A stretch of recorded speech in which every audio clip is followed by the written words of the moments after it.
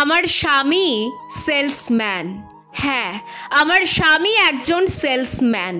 কোনো doctor, engineer, উকিল বা কোনো সরকারি কর্মচারী নয়, তথাকথিত উচ্চশিক্ষিত নয়। তবে আপনার স্বামীর মতোই একজন মানুষ, নিম্ন মধ্যবিত্ত ঘরের সন্তান। সরকারি চাকরি কেনার টাকা ওনার ছিল না, তাই উনি আজ সেলসম্যান। কলেজ শেষ করে অনেক জায়গায় দরখাস্ত দিয়ে অনেক নেতার পায়ে ধরেও কোনো চাকরি জোটাতে পারেনি সে, কারণ কোনো জায়গায় ওর মামা কাকা ছিল না। তাই ও আজ সেলসম্যান। ধনী ও ভদ্রলোকের বিরক্তের কারণ ও। তবুও এতটুকুও দুঃখ ওর নেই।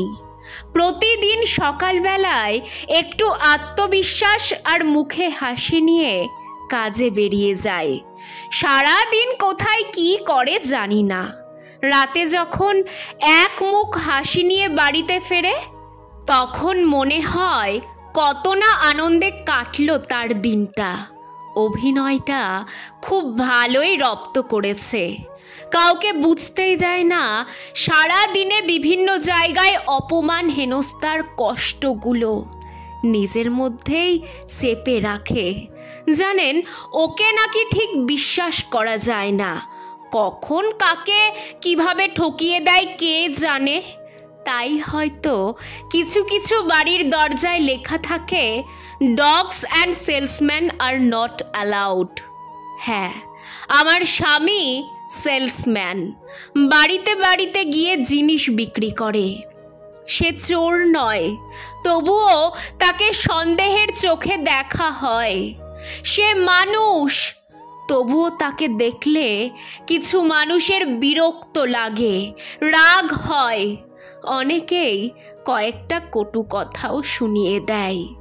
তবুও সে নির্লজ্জের মতো হাসি মুখেই কথা বলে, কারণ তারও সংসার আছে, বউ বাচ্চা আছে, তার পেটেও খিদে আছে, বাবা মা স্ত্রী সন্তানের প্রতি দায়িত্ব আছে। আমার স্বামী সংসার চালাতে টাকার বিনিময়ে কিছু জিনিস বিক্রি করে। তাতে অন্যায়টা কোথায়?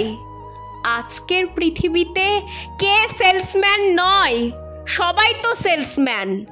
ডাক্তার, ইঞ্জিনিয়ার, উকিল, পুলিশ, শিক্ষক, সবাই টাকার বিনিময়ে আদর্শ, সততা, মনুষ্যত্ব, বিবেক, বিদ্যা সব কিছুই তো বিক্রি করে।